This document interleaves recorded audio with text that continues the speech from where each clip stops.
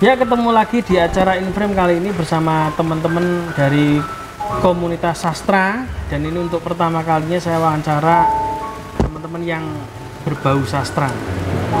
Ini beliau berdua ini dari komunitas sastra Langit Malam, Madiun. Langit Malam, Madiun. Madiun. Ya, ini saya kenalkan yang sebelah kiri saya ini dari Madiun juga ya? Ponorogo. Oh, Ponorogo. Saya Ponorogo aslinya. Oh, ini Ponorogo tapi tergabung di Langit Malam. Ini Mas Wasis dan yang sebelah sana itu Mas Hendy. Oke. Ini mau tanya, ini kenapa kok mencintai sastra di saat milenial nggak suka yang berbau-bau literasi, kok malah suka sastra? Itu backgroundnya apa ini? Bisa dikenalkan dulu, monggo Mas. Kamu dulu, Sis. Ini dari komunitasnya dulu apa pribadinya dulu? Ya pribadi dulu. Pribadi dulu. Oke, mungkin kalau saya kecenderungan ke ranah sastranya mungkin dimulai dulu ya ketika waktu kuliah. Sekarang kan sudah nggak kuliah. Oh, sudah nggak kuliah? Lulus? Ya, sudah lulus. Oh, lulus ya? Lulus dengan Lolos apa lulus? Lulus dengan lolos.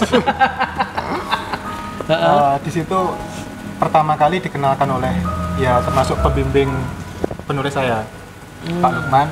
Pada saat itu beliau menceritakan ada penulis-penulis yang bergelut di dunia sastra. Nah, kayaknya terus aku kepikiran di situ ternyata sastra itu menarik ya. Dan itu kira-kira suatu hal dunia yang saya cari selama ini, karena sastra kan identik dengan pemaknaan hidup kan, salah satu medium untuk memaknai hidup. Bisa antara memaknai hidup itu bisa banyak medium, melukis atau mungkin bermusik atau mungkin yang lain, banyak kan, tapi salah satu medium yang saya pilih untuk memaknai hidup terutama itu dalam hal kesastraan. Begitu mungkin kalau secara singkatnya. Dulu itu berarti kuliah di jurusan apa? Dulu di jurusan hukum ekonomi. Oh, hukum ekonomi. Tapi kok masuk sastra? Ya itu antara kepribadian sama jurusan kepribadian. Oh iya, biasanya gitu. Nah, sekarang kalau Hendy sendiri? Aku kan berangkat dari patah hati sebetulnya, Mas ya. Wah, itu ganteng kayak iso patah hati. Mematahkan diri apa dipatahkan? Ya, ada saatnya kita patah hati, ada saatnya kita mematahkan rencana patah hati. Patah nih sih. Terus dari situ kemudian aku mencari media untuk bagaimana aku bersuara ketika merasakan ada sesuatu yang tidak baik dalam diriku. Pada akhirnya aku menemukan buku-buku sastra situ. Juga ketemu Mas Wasis. Kita kayaknya cocok nih kalau kita membahas soal buku. Kemudian setelah ngobrolin buku ABC, pada akhirnya gimana kalau kita menulis. Jadi berangkat dari patah hati, terus kan orang buangan dalam cinta, Mas. Dulu. Nah, sastra itu yang menampung pada saat itu, yang menyelamatkan. Bahasanya sastra banget ya. Kelihatan ya Mas ya? Ya, ketok ya. Bahasanya ketok banget. Nah, terus kok akhirnya bisa membentuk itu pertamanya berapa orang? Ya cuma 2 orang ini atau ya istilahnya kalau kita ngomong milenial sekarang kan ada ponder itu, pondernya, CEO-nya. Kalau di company lah, kalau yang di Langit Malam ini berapa orang itu pertama kok bisa ngumpul terus akhirnya mencetuskan sastra Langit Malam? Coba. Kamu dulu lah. Ya mungkin awalnya gini Mas, kan dulu ketika kami terpisah wilayah dan terpisah wilayah kegemaran. Artinya punya kegemaran masing-masing. Dan mereka mungkin yang tergabung saat ini mungkin selain di Langit Sastra Malam sebelumnya sudah berada di komunitas lain. Nah, terus kemudian awalnya saya masih kenal sama Mas Hendy saat itu. Karena dikenalkan. Ya, tapi kenalnya di mana ya? Kan beda kota. Di kampus. Di kampus. Oh, kampusnya sama. Kamu juga di Ponorogo. Ponorogo. Terus pada saat itu sing kenalkan siapa Mas? Pak Lukman mungkin. Pak sebagai pembimbing kepenulisan kita. Pada saat itu mungkin Pak Lukman berpikir, oh ini 2 orang ini punya kecenderungan kegemaran yang sama. Akhirnya kita ngobrol-ngobrol, ambil sepertinya biasa ngopi-ngopi gitu, sambil diskusi, bahas cerpen, bahas puisi seperti itu. Nah, terus kemudian pada momen tertentu kan biasanya ada, kalau dari biologi Mas ya, spesies yang sama itu cenderung berkumpul ke tempat yang sama. Oh ya. Itu Jadi sudah kami itu habitnya. spesies. Bagus sekali analogimu ya. Habitnya. Kami itu apa ya, spesies kaum orang yang kesepian. Dan pada akhirnya kami berkumpul untuk Di kolam yang biasanya- sama. di kolam yang sama. Dan kami berkumpul biasanya pada setiap malam minggu kan, untuk menanggulangi kejombloan juga. Oh itu jomblo semua. Ya, udah gitu. grup jomblo Nah, jadi untuk menyelamatkan malam minggu itu Oh, Kita dari ketemu. trauma-trauma yang tidak perlu jadi wis. Ya ngumpul. seperti itulah. Oh. Ya terus Berapa orang sih pertama ngumpul itu? Masih inget nggak? berapa ya? apa ya? 10? Skip, enggak ada, 5-6-an. 5-6 orang. Terus? Sampai kami kumpul-kumpul ya sebenarnya cuma ngobrol-ngobrol dan daripada ya ngobrolin sastra lah. Karena kami punya kecenderungan yang sama di dunia sastra. Tapi macam-macam mas, ada yang mungkin cenderung menyukai cerpen atau mungkin Mas Indi mungkin cerpen ya. Kalau saya mungkin kisah sastra, ada lagi Mas Adin yang kemarin yang Otak Pribumi itu mungkin ke puisi, lebih cenderung ke puisi. Ada lagi yang Mas Franky ke sastra budaya kayak gitu. Sastra Jawa. Iya, sastra Jawa. Terus ada lagi Mas Yohan Fikri ke puisi juga, dan banyak teman-teman yang lain. Ada yang ke teatrikal, ada yang macam-macam pokoknya, heterogen kayak gitu. Terus akhirnya ya dari obrolan-obrolan itu, daripada kami dikira aliran baru, aliran sesat yang baru, Oh.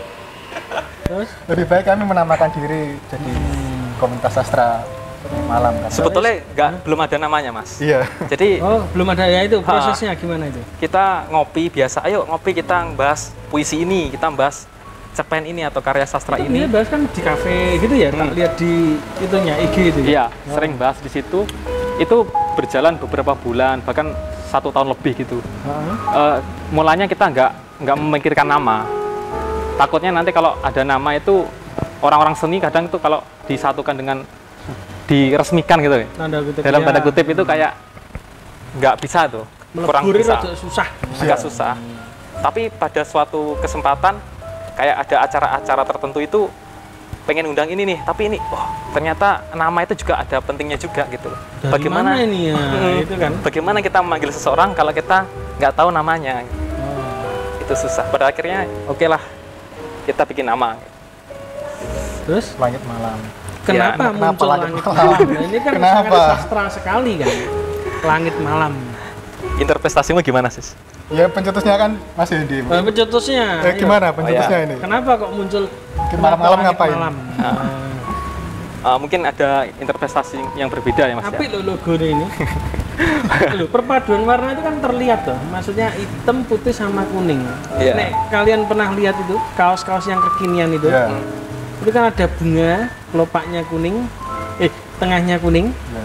terus kelopaknya putih, terus kaosnya hitam kan Oh ya. Ha. unyu-unyu gimana gitu. Iya. loh. Maksudnya kan Kesannya gitu ya? kesannya kayak ya itu sudah tidak Asik, usah ha. dijelaskan, itu sudah intensitasnya apa anak muda banget ngono loh warna itu. Ya itu kenapa kok bisa kayak muncul kok langit malam? Ya. Ini dari interpretasi aku sendiri ya, Mas ya. Ya. Karena kami di komunitas Langit Malam memang punya interpretasi. Nggak harus Langit Malam itu gini-gini nggak, tapi mereka punya interpretasi masing-masing. Kalau aku di Langit Malam itu malam itu waktu yang cocok untuk melakukan kontemplasi, Ya. waktu yang paling puitik menurut aku. Waktu puitik, kontemplasi dan Renungan romantika dalam kan malam. pada malam hari. Misalnya kayak kita curhat, orang curhat, semakin larut malam biasanya semakin dalam. Iya betul betul. Ah. Psikologi juga gitu. Nah aku pikir wah ini teman-teman kayaknya nih puitik nih kalau dinamai Langit Malam kayak gitu. Itu dari aku. Kalau Wasis mungkin punya interpretasi Mungkin berbeda. ya, mungkin ya agak mirip-mirip sih sebenarnya. Kalau saya malah memaknai malam itu identik dengan keheningan gitu. Karena hening biasanya proses penciptaan karya, kalau itu subjektif saya ya. Seperti misalnya puisi atau karya sastra lain atau mungkin lukis juga. Itu karya-karya sastra itu muncul di keheningan masing-masing. Kalau subjektif saya. Karena saya biasanya nggak bisa kalau buat apa-apa itu di keramaian. Saya agak alergi sama keramaian juga. Oh iya iya benar. Sebenarnya ini agak alergi juga keramaian. Nah ya, itu kan kalau saya lihat puisi itu kan perenungan itu selain malam ada satu lagi mas, hujan. Nggak tahu kenapa kok mesti sejak Joko Saparno itu, Sapardi itu temennya Jokpin itu kan puisinya kan hujan di bulan opo itu. Ya itu untuk menyembunyikan tangis lah. Tangisnya supaya kalau dia nangis tidak kelihatan orang. Iya. Oh, ya Karena keren. pas hujan-hujanan ketika nangis kan nggak kelihatan gitu. Keren. Nah, Akhir-akhir masuk angin. nah terakhir, bukan terakhir. Saya mau tanya, sebenarnya lingkup sastra itu meliputi apa saja? Tadi kan sudah disebutkan puisi, tapi yang secara umum itu apa aja sih sebetulnya sastra? Karena dan bedanya sastra sama literasi itu apakah beda? Kalau pertama bedanya sastra itu masuk literasi. Oh berarti sastra itu masuk di dalamnya literasi? Literasi itu banyak komponen untuk ini literasi. Kayak misalkan baca tulis. Oh. Ada beberapa pakar yang ngomong kalau orang itu bisa membaca doang tapi tidak mahir dalam menulis, itu namanya semi literasi. Ada yang ngomong kayak gitu. Ada yang ngomong itu masalah edukasional dan lain-lain. Literasi itu banyak sekali komponennya. Untuk ini literasi yang kafah kayak gitu. Tapi kalau sastra sendiri itu cangkupannya ada banyak ya. Kayak ada cerita pendek, ada puisi, ada esai sastra, ada novel, ada novela, banyak-banyak. Dongeng itu juga masuk nggak sih kalau di sastra? Bisa masuk kalau menurut saya, karena yang paling identik dengan sastra itu mungkin bahasa yang tidak kita gunakan dalam seharian. Bukan bahasa percakapan. Iya, Dan bahasa yang kita buat ngopi gitu kan. Atau mungkin bukan bahasa yang cenderung akademik kayak laporan, diktat dan sebagainya. Mungkin kalau saya cenderungnya Seni berbahasa lah mungkin. Ya, seni berbahasa. Tapi ngomong ucapkan Hendy ini kan juga menerbitkan buku kemarin yang dikasih Iya. saya itu. Judulnya apa tadi? Heliofilia. Heliofilia. Indiofilia. Heliofilia. Ya tahu dia ngomongnya. Nah, itu maksudnya gini. Cerpen itu dari kisah nyata atau memang fiktif? Berangkatnya, Mas. Iya. Kalau berangkatnya bisa dari, kalau saya memang campuran. Ada yang kisah nyata, ada yang fiktif. Maksudku, kalau aku menulis cerpen itu biasanya aku melihat fenomena yang ada di sekitar. Kayak di pom bensin, dimanapun itu melihat merekam itu dan mencatat kadang. Ada hal penting yang perlu dicatat, kayak gitu. Pada akhirnya ya udah dari catatan-catatan itu nanti suatu ketika akan dibuka kembali. Oh ini menarik ini bisa dijabarkan lagi. Jadi cerpen. Pada awalnya malah cenderung kayak ya, banyak pengalaman sakit hati tadi ya. Iya. Gerbangnya di situ. Ya, saya pikir cerpen itu fiktif, ternyata juga ada yang memang based on real kan tetepan ya. Iya. Biasanya kan lebih powerful itu biasanya kalau based on real yang dituliskan. Iya, mungkin Karena perasaan penulis itu kan masuk di situ, yang baca itu kan bisa terasa. Kalau sastra lo ya. Iya. ya mungkin itu salah satu medium sastra juga. Wah, Karena itu mengungkapkan isi hati kan? iya biasa. Kalau cerpen-cerpennya Mas Hendy kan saya mengikuti kan dari awal dia. Ada berapa cerpen sih? Satu itu aja? 15 kalau di buku. Sudah di buku kan? Yang heliofilia Individu. Oh. 15 ya. Nah itu pertama-tama cerpennya kok soal patah hati terus gitu. Pertama itu kan awal-awal berproses. Mungkin ya berangkat dari pengalaman pribadi juga. Lingkupnya masih biasanya orang yang baru mulai menulis itu mereka akan cenderung membicarakan diri sendiri. Ya, biasanya begitu. Nanti Start awalnya kan dari pengalaman Iya. ya pengalaman. yang dituliskan. Nanti seiring waktu dia akan lebih luas pandangannya. Nah, untuk sastra sendiri itu apakah memang wajib untuk belajar tentang bahasa itu tadi ya? Kalau dibilang wajib mungkin banget. Kan bahasanya kan sangat Ya kalau untuk mendalam. beda lah dengan bahasa kita ngobrol itu kan lain. Kan? Ya. Ya mungkin ada beberapa yang mengatakan bahwa salah satu poin penting sastra itu pada bahasanya ya. Tata bahasanya kan betul-betul tinggi Iya. kan itu. Ya mungkin sangat perlu ya. Sangatnya aku melihatnya bahasa dalam sastra kan seni berbahasa. Pada intinya kan kayak gitu mas. Masa ada bahasa baku, gramatikal, tapi ada bahasa yang seni, kreativitas bahasa. Bagaimana kita bisa menggabungkan dua hal itu? Ya kalau bahasa biasa itu kan kita tanpa pemaknaan aja udah ngerti, ya toh, gelas, kopi. Tapi kalau sudah masuk sastra, kopi susu aja interpretasinya sudah beda lagi kan? Ya. Apalagi kalau puisi kan puisi. Satu karya yang itu menyembunyikan perasaan-perasaan si penulis melalui bahasa tadi. Bahasa tadi. Ya. Tapi menggelut ini sudah berapa tahun sih berarti total? Kok suka sastra ini sudah berapa tahun? Sejak kapan gitu maksudnya? Kalau aku 5 tahun kayaknya. Kuliahmu di mana, Jin? Di IAIN Ponorogo. Ya, jurusannya? Hukum. Podo. Pelarian semester ya. Pelarian.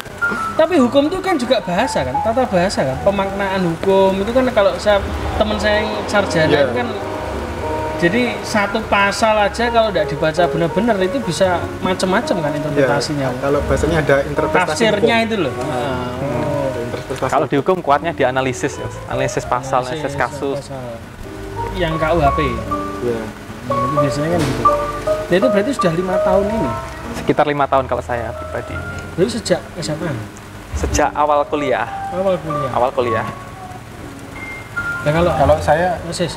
Ya sejak kuliah sebenarnya, tapi untuk proses membaca mungkin ya dari kecil sudah punya kesukaan untuk membaca cerita-cerita kayak gitu. Wih, senang belajar ya?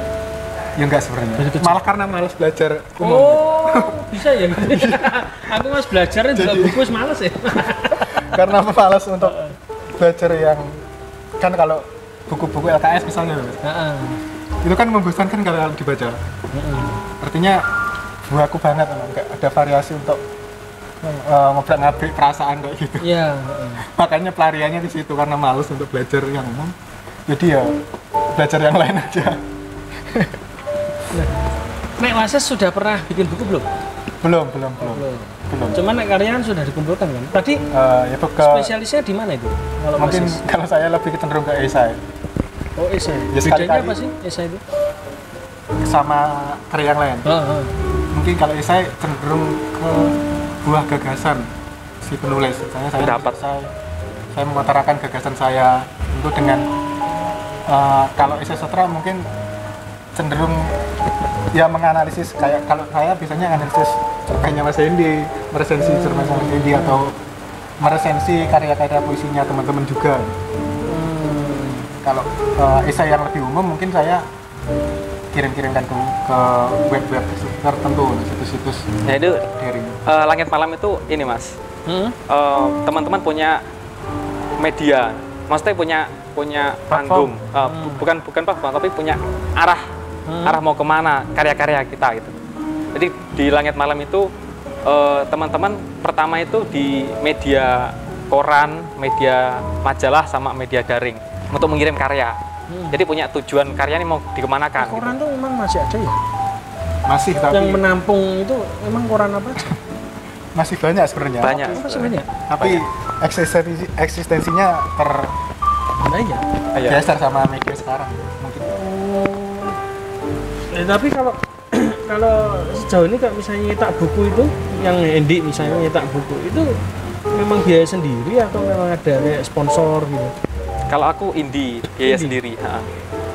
Itu untuk mengabsahkan sebetulnya Mas, bahwa kadang kan kamu misalnya ketemu sama teman-teman penulis gitu, kalau kita belum punya buku itu kayak merasa tersingkirkan gitu. Untuk legitimasi juga ya? Iya, karya tapi juga butuh waktu untuk menulis buku. Itu kayak yang garap yang Helio apa tadi? Filia. Iya itu tadi, keliru ngomong gue. Hendiofilia. Nah itu mbok kerjaannya berapa bulan itu tulisan itu? Itu 1,5 tahun. Lama ya? Lama. Itu kan 15 cerpen. Ada 15 beberapa cerpen yang sudah pernah terbit di koran, di media daring juga. Tapi ada yang benar-benar baru. Itu semua aku edit ulang gitu. Aku kerjakan edit ulang. Kalau sudah matang ya udah ya. Termasuk tata bahasanya diulang lagi. Kadang kalau orang sastra itu gak enak. Nah, itu di teman-teman ada istilahnya polisi bahasa. Oh. Itu bisa kayak misalkan Mas Wases menulis aku itu sekedar angin. Ini bukan sekedar, ini nggak baku, harusnya sekadar. Karena kata dasarnya kadar. Ada polisi bahasa istilahnya. Sekedar aja beda ya. Kayak silakan itu nggak pakai H. Silakan. Silakan. Yang Itu betul malah silakan. silakan. Ada di KBBI. Ya, teman-teman biasanya polisi bahasa gitu. Ini salah ini gini-gini. Ya mungkin salah satu fungsinya komunitas itu juga Iya. untuk mencaci maki karya masing-masing. Tapi memang itu berarti kan belajar bahasanya luar biasa kan itu. Kalau sampai ngerti huruf aja ini salah nggak perlu dipakai atau apa. Oh kita aja kadang pating pecotot. Ya kalau berarti kan memang ya pendalamannya memang betul-betul kan ya. Iya. Sesama sastrawan istilahnya.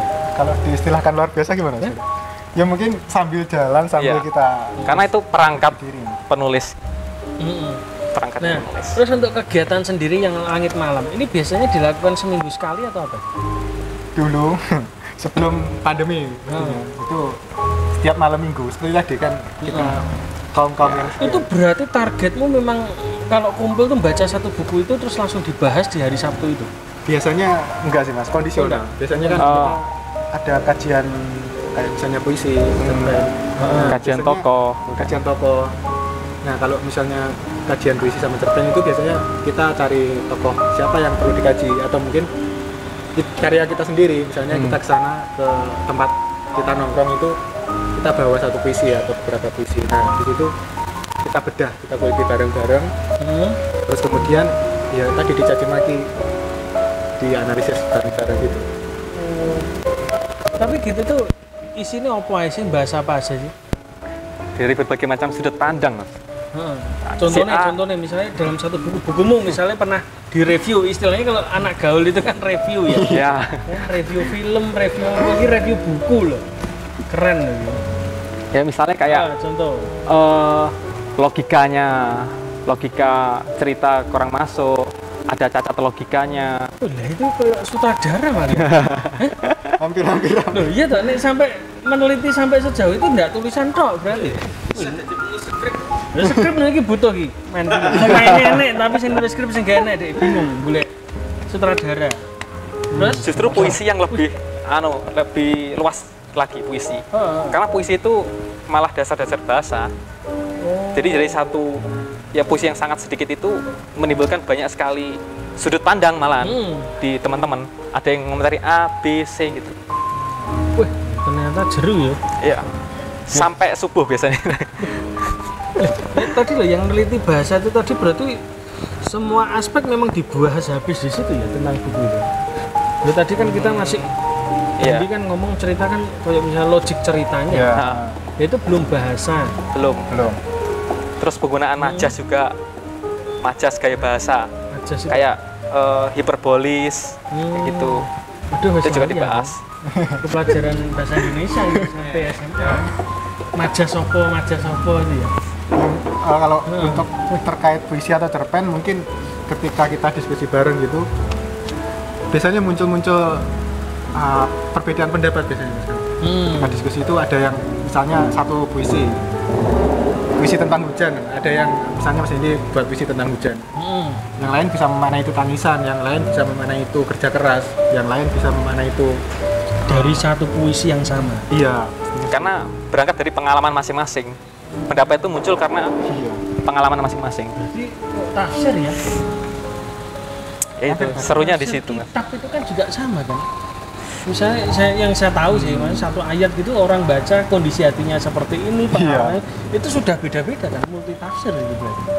Tapi Iya. memang ya diizinkan kan, maksudnya perbedaan. Iya. Karena kan kita sebagai pembaca itu kan ya dari sudut pandang kita sendiri. Iya, malah asiknya ketika ada perbedaan itu. Jadi ada dialektika bahasanya. Malah memperkaya. Iya. Ih, keren. Ya tadi seperti awal tadi kalau sastra itu memaknai kehidupan kalau menurut saya kan dari situ kan pengalaman hidup seseorang biasanya mempengaruhi apa yang dia baca juga. Ketika dia baca puisi misalnya tentang kesedihan, orang yang pengalaman hidupnya sudah terbiasa dengan kesedihan, dia bisa memaknai itu sebuah kebahagiaan juga gitu. Sebuah kebahagiaan.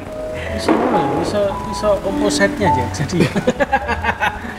malah senangannya ndelok puisi yang susah-susah itu. Tapi itu bener enggak sih kalau itu faktor psikologi juga masuk di sastra itu, Bro? Iya. Iya toh? Iya, salah satu Itu dalam ya, psikologi itu masuk berarti. Orang itu kan menyelami sesuatu yang menyenangkan dari perasaan itu Iya. jelas psikolog banget itu. Misalkan kita pengen, misalkan di konteks puisi mas, kita pengen nulis puisi yang pengen pembaca ini reaksinya pengen sedih, ya kita harus menghindari kata-kata yang itu berkonotasi semangat, hero. Jadi kayak minor semua. Itu dihapus semua. Jadi kan diksi itu pilihan kata. Jadi kita banyak kayak koki kah, banyak sekali bumbu, banyak sekali kata-kata. Mana yang ingin kita pilih nih? Misalnya kalau di burung minum air, atau burung menyesap air, atau burung mencecap air gitu, atau burung menegak air. Antara menyesap, minum, beda kan? Beda itu. Padanan katanya banyak. Efeknya kan beda. Beda. Ada yang pakai kata yang terakhir tadi kelihatan burungnya ini berarti haus banget. Padahal kode ngombe nih kan. Hanya karena pilihan kata bisa terlihat bedanya jauh di perasaan gitu ya. Iya. Keren. Kadang saya pengalaman ya, kenapa kok sampai saat ini asik menekuni dunia sastra, bukan menekuni sih, maksudnya menggemari dunia sastra. Pengalaman itu ketika misalnya saya sedang sedih, terus merasa menderita di dunia ini, merasa paling menderita gitu ya. Terus soal kehidupan lah, misalnya tidak punya uang atau tidak punya pacar atau tidak punya apapun, ketika misalnya baca cerpennya misalnya Agus Nur yang menceritakan tentang kebahagiaan orang-orang miskin misalnya gitu. Saya itu terhibur di situ. Oh ternyata masih ada ya orang-orang yang semenderita itu. Happy. Iya, daripada saya. Jadi mungkin cenderung mensyukuri ketika mendapati kayak cerita-cerita seperti itu. Oh, berarti aku bahagia selama ini gitu. Tapi Agus Nur itu kalau tidak salah karyanya juga bisa dibuat film kan? Beberapa sineas itu kan bikin film dari karyanya Agus Nur itu ya. Mungkin teater juga. Teater, yang sering tuh punyanya Butet itu kalau tidak salah. Iya. Jogja itu kan teater Gandrik atau apa itu kan pakai dari anunya Agus Nur itu. Itu apa orang Jogja sih Agus Nur itu? Setahu saya bukan Jakarta apa Jogja? Kurang tahu sih Agus Nur ini. Kadang di Jogja, kadang di Jakarta. Nomaden. Tapi itu mungkin dia berangkat dari cerita-cerita sastra juga. Karena Agus Nur kan sastrawan, penulis cerpen. Tapi di daerah Karesidenan Madin itu kira-kira ada berapa kelompok sih kayak gini? Pernah ketemu kelompok lain nggak? Aku yang pernah ketemu Gono mungkin, namanya Gono. Nama orangnya Gono. Apa kelompok? Kelompok ngomong. Oh, nama orangnya. Orangnya. Kelompok kaum. Itu kayak apa ya? Taman baca, kayak punya taman baca sastra gitu. Di daerah mana ya? Dungus, di sekitaran Dungus kayak ada. Pernah dengar? Dungus. Siapa ya Gono? Pernah kesini kok. Mosok nggone anu itu, sama Om Heru Tomo paling Dungus itu. Enek taman baca sing Dungus Forest Park itu bukan? Bukan kayak Margono namanya. Margono. Margono siapa ya? Kamu ngerti ya? Tapi mosok bocah jeneng Margono. Kayak nama makanan toh. Makanan Jawa Tengah kayak nama Margono sih. Loh, tapi berarti ya belum pernah ya. Soalnya kan kalau di kampus-kampus itu saya cek itu kan kayak di IKIP-nya Madiun itu kan Unipma atau apa itu kan ada kelas bahasa terus selalu ada kelompok sastranya juga gitu. Biasanya kalau kampus pers ya. Lembaga pers. Oh, pers. Pers. Kapan hari saya pernah lihat juga sih sebetulnya kelompok sastra, cuma nggak tahu masih hidup atau enggak. Kalau nggak salah puisi lebih banyaknya daripada puisi. Sastranya itu.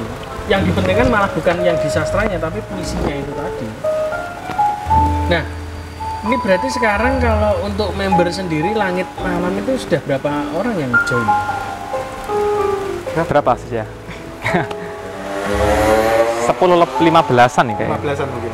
15-an. Sampai saat ini. Dan itu terpisah semua sekarang. Oh. Punya aktivitas masing-masing sekarang. Ini rencana ke depan mau bikin apa lagi nih? Ini pandemi biasanya perenungannya lebih dalam. Lebih hening.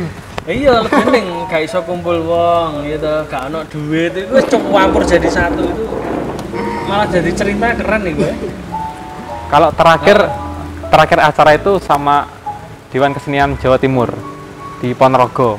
Pada saat itu ada bantuan komunal, dana bisa cair untuk acara itu. Bikin acara cerita anak kalau nggak salah di Ponorogo. Pada saat itu acara terakhir kami sebelum pandemi. Gitu ya banyak yang datang ya kalau acara sastra gitu biasanya. Lumayan, tapi yang punya kegemaran sama saya juga, karena kan banyak sebenarnya di luar sana yang kayak senang sama puisi sama cerpen. Biasanya yang datang ya orang-orang yang suka itu. Ya tapi kan berarti tidak banyak kan. Karena kan sastra literasi itu kan tanda kutip generasi sekarang kan paling dihindari kan. Malas mikir soalnya. Dan biasanya orang-orang baru sing suka puisi terus ketemu anak langit itu kadang merasa, oh ternyata menulis puisi tidak semudah itu gitu mas. Kayak gitu. Ternyata banyak sekali hal yang perlu diperhatikan gitu. Biasanya kan untuk orang-orang awam kan puisi itu apa, identik berapa baris, berapa bait gitu Pak. Iya, Pak. Identik dengan air mata bahkan menye-menye gini-gini. Mendayu-dayu. Padahal banyak kaidah, banyak hal yang perlu dikaji. Yang terakhir saya baca puisi yang punyanya itu Jokping itu. Judulnya Apa? Kaleng Kongguan. Oh iya. Itu kan ringan gitu kalau dibaca, tapi ya menyenangkan juga sih, tapi maknanya ya dalam ya. Iya. Itu mikirnya apa iso baca itu tuh memang kita tuh baca 2 kali itu saya mikirnya bisa 2 kali. Iya. Maksudnya enggak seperti yang saya pikirkan yang pertama. Maknanya itu kita bisa berkembang kan. Iya. Itu kekuatan kata-kata. Ya, nanti 1 tahun kemudian baca itu Baca lagi beda beda lagi. lagi. Betul. Itu kan juga banyak direview tuh di YouTube kapan hari itu yang Kaleng Kongguan gitu. Itu yang terkenal. Nah, kalau ini nanti ke depan itu kira-kira mau bikin buku atau enggak ini habis ini? Pastinya ya. Pastinya. Karena itu proyek wajib sebenarnya ya. Oh, Setiap penulis harus ngapain? punya. Ngapain itu ngapain? setingkat skripsi sih. Iya, harus Iya. Itu punya. setingkat skripsi. Untuk lulus ke tahap tertentu harus bikin skripsi kalau kuliah. Nah, ini juga mungkin ya harus bikin buku. Pernah kemarin yang buat buku bareng-bareng, buku puisi. Heeh. Itu Langit Malam juga. Judulnya Babu Tetek. Sudah diluncurkan juga. Babu tetek. Apa? Babu tetek. Oh, Babu Tetek. Ya, itu buku puisi. Oh, itu puisi tapi. Tentang apa itu? Beragam hal. Terutama ya kalau di Kalau saya malah pengen lihat covernya itu. covernya dia yang buat. Yaitu ketika mau mendekati Hari Ibu. Nah, jadi tema besarnya ya tetek itu bagaimana kan kita ibu. memaknai seorang ibu. Terus dengan Menyusui. permainan kita sendiri-sendiri. Oh, gitu. Tapi itu yang bikin bukan orang satu. Bukan, bunga rampai. Oh, banyak. Tapi tematiknya sama Iya. tentang itu. Nah, terakhir ini kapan nih mau bikin acara ini? Tak tawari kan kapan hari terakhir rutinan. Ayo, ini mumpung enek sing nyuting iki kapan yang dijadwal nih. Ini saya teman-teman rencananya malah saya pengen itu mereka tuh bikin konten diskusi gitu. Santai di sini ya disyuting tapi dimasukkan YouTube gitu kan keren itu. Supaya orang-orang yang tadinya tidak suka sastra minimal mereka ngerti kegiatannya kan tertarik. Nambah temen lagi. Iya. Ada rencana gitu nggak nih? Iya. Ya harus ada ya mesti nih ya. Ada. Iya. Saya pengennya gitu malahan. Jadi ada misalnya sebulan sekali aja, nggak usah terlalu sering kan. Ya itu nanti bahas buku apa. Ya itu sudah ngumpul di sini, diskusi, ngobrol, jadi tayangkan gitu kan bagus itu.